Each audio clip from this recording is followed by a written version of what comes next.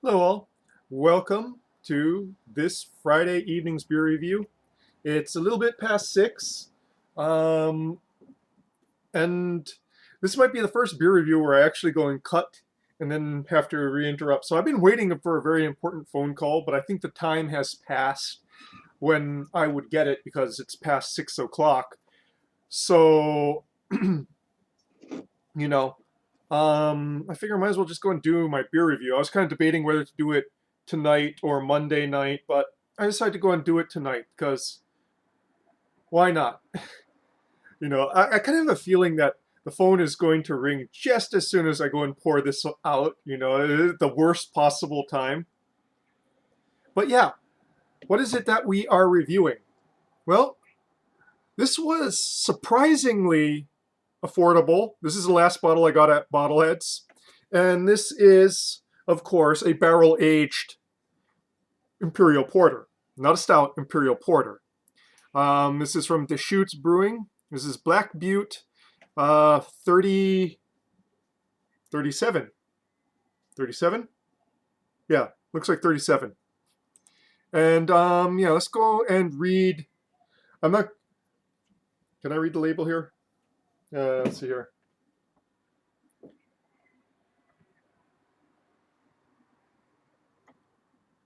Yeah. Okay. Yeah. Let's go and read it. The one on Beer Advocate doesn't have everything on it. So yeah, let's go and read it here. Reserve Series. This special 37th anniversary release of 37th anniversary release of Imperial Black Butte Porter draws inspiration from a tequila orange truffle. Now, I've never had a tequila orange truffle, so I have no idea what that tastes like. Blending rich chocolate, citrusy orange peel, and a hint of spiciness. Spiciness, perfect for any siesta. Siesta. Sorry, fiesta. Siesta is what you do after you have 2 bottles of these.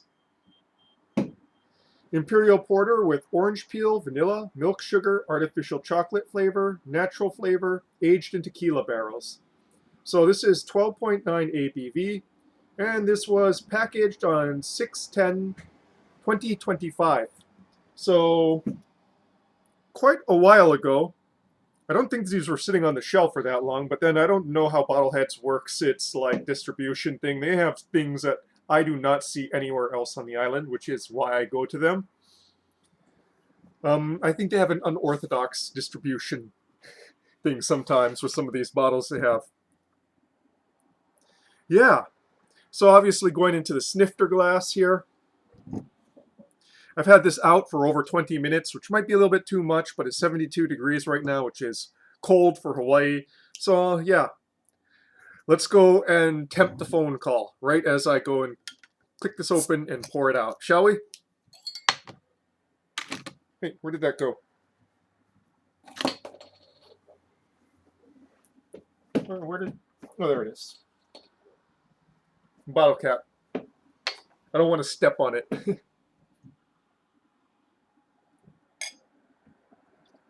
Oh my god, it's like pouring used motor oil. Well, not that bad actually. It's a bit lighter than an Imperial Stout.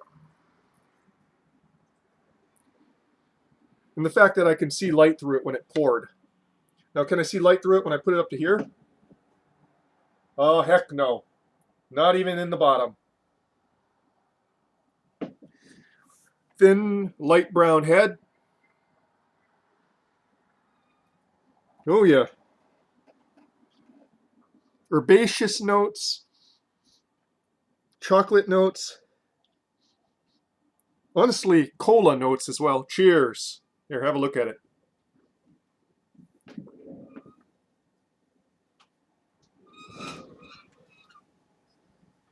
The orange is there underneath the herbaceous and chocolate notes. They're very strongly herbaceous. Probably just due to the tequila barrel aging.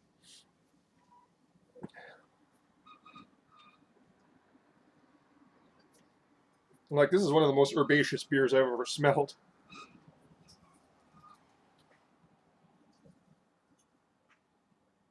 Very sharply boozy, too, but tequila barrel aging. I mean, Tequila's pretty darn boozy smelling.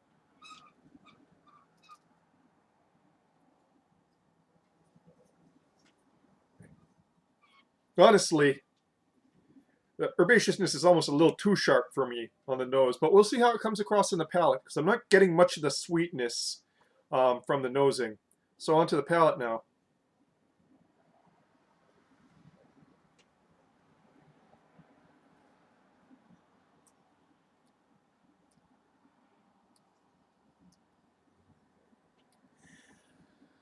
Well, I'm glad I didn't go and pay a butt ton of money for this.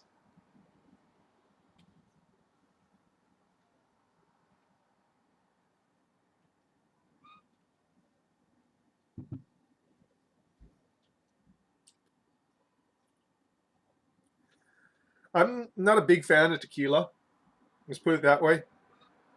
I think I've reviewed one tequila barrel aged beer before, and I've reviewed no tequilas. Um, it's just not my thing, and this is really, really, it slaps you right up front with, tequila.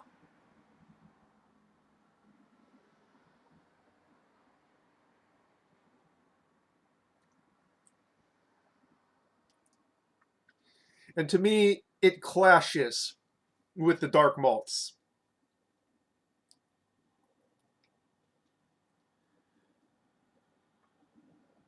Top note is very boozy. I'm still getting booziness even in the long finish. Top note is that boozy.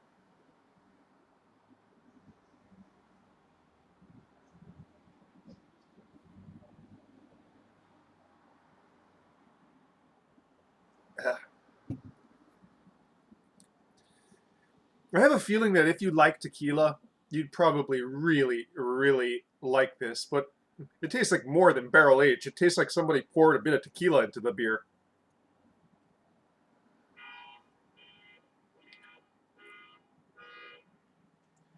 Okay, so beyond the agave, what do we got here?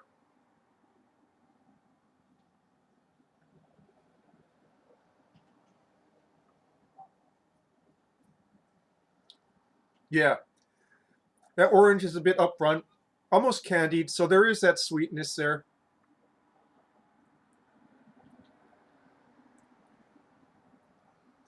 Roastiness in the malts comes in the finish, and is there with tequila. And yeah, roast and tequila do not taste good to me.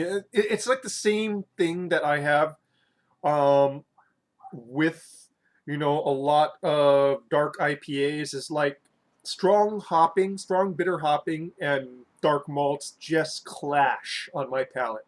They are they are repulsive, and this has given me that same vibe.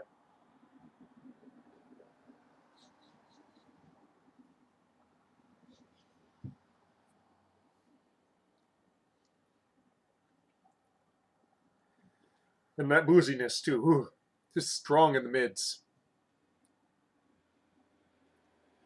12.9, what do you expect?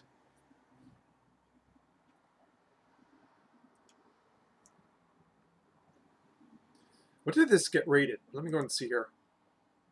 92. Okay. So pretty positive rating, and it's not an outstanding rating for this style, but I mean, I think a lot of people like this. This one is definitely my own personal taste preferences speaking. I'm going to try to give it as unbiased um, thing. Is it well made? Yeah.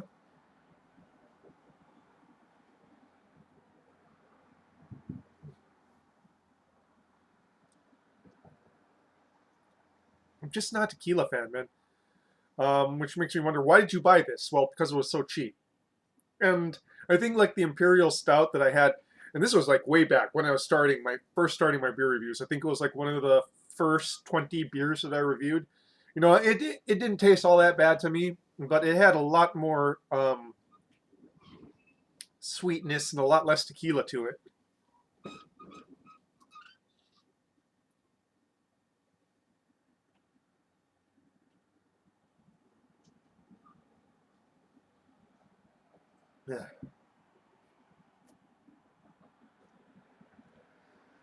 Maybe some touches of licorice in there too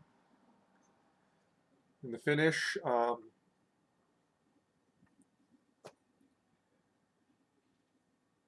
Yeah, this is one of those things where it's like, well, yeah, it's fairly well regarded, but it's just not for me. And overall, barrel aged, beers, they don't strongly appeal to me. I mean, I guess the novelty of it when I first started reviewing beers was something, but I quickly tired of them.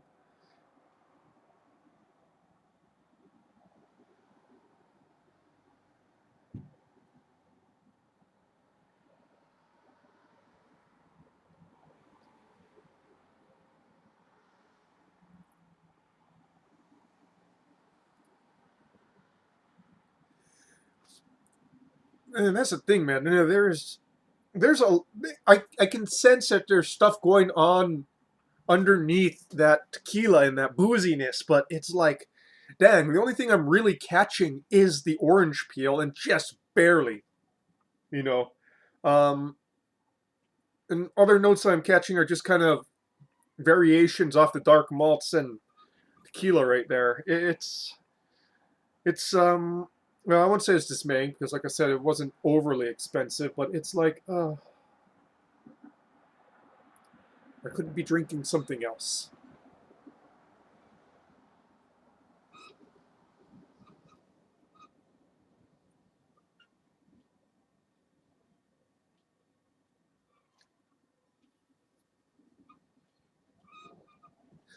Just when it hit, just when that tequila goes and slams into my um, top notes. And I think part of the reason why my aversion to tequila is, and it's also same reason I have a very strong aversion to Jägermeister, is the times when I've drank tequila and Jaeger have never ended well. So I don't associate those flavors with positivity.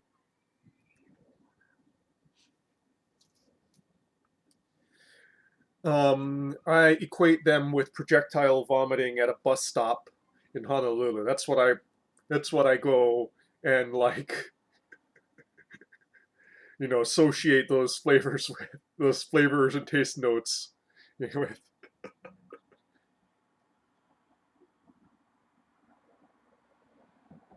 Also, too, I ate before this because it's like I knew that if I was going to be reviewing this, it's like don't do this on an empty stomach. You'd regret it. So yeah, it isn't hitting me as hard as usual because um, I had some curry enchiladas. Those are basically enchiladas where instead of filling it with like Mexican spiced meat, I had curry meat and I curried chicken and I filled it with that. Worked well enough, honestly.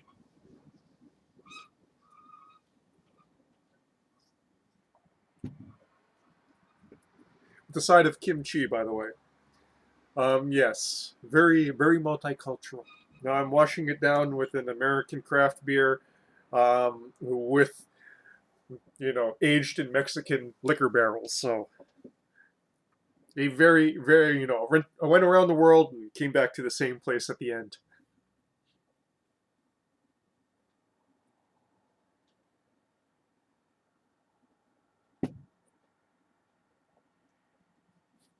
You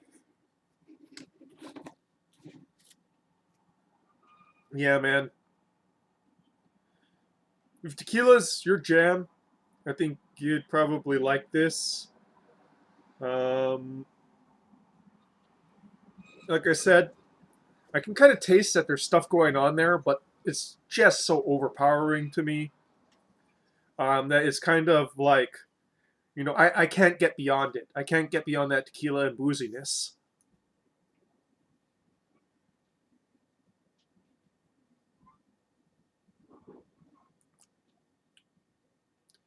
Though honestly, it's well, I can say it's not growing on me. It's definitely becoming more tolerable as I get down in this.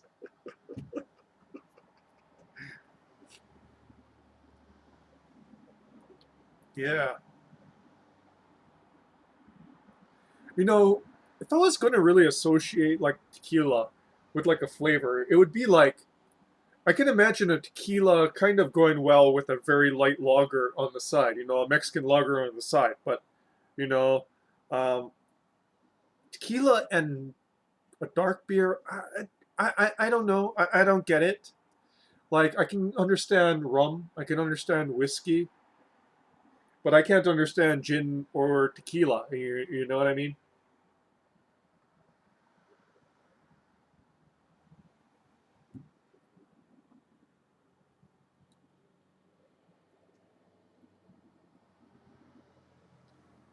Yeah, this is only drinkable for me once it's finally gone. Enough alcohol has gone to my head that I don't, really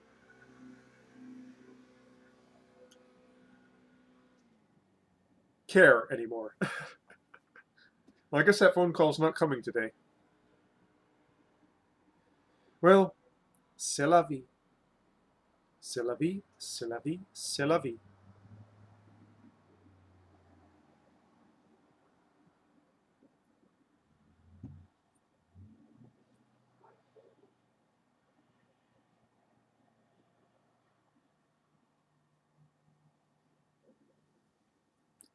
Yeah. I think I'm going to have some pu'er tea after this. I need something strong flavored to get that tequila flavor out of my mouth. I hope I have some pu'er left. I think I had like 2 cubes of pu'er left.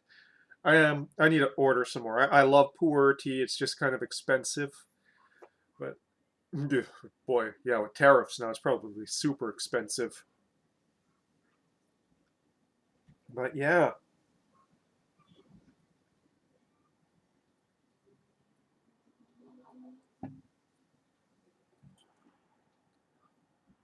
yeah.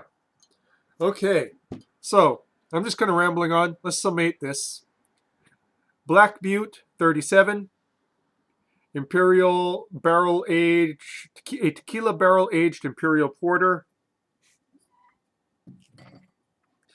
If you like tequila, you'll probably like this. If you tolerate tequila, you'll probably get more out of this than I did. If you dislike tequila, you'll probably be in the same boat with me where all you taste is the tequila and it does not play well with dark malts. I think that even if I like tequila, the thing where herbaceous notes mixed with, um, black malt, dark malts, it would be, it just wouldn't work with me even if I did like tequila, for reasons I've already explained. But yeah, this is definitely, if you like beer and you like tequila, definitely get this. I don't know if it's as reasonably priced as how I got it. Like I said, around 850 for the bottle. Um, but yeah, well, you'll get your alcohol's worth anyway.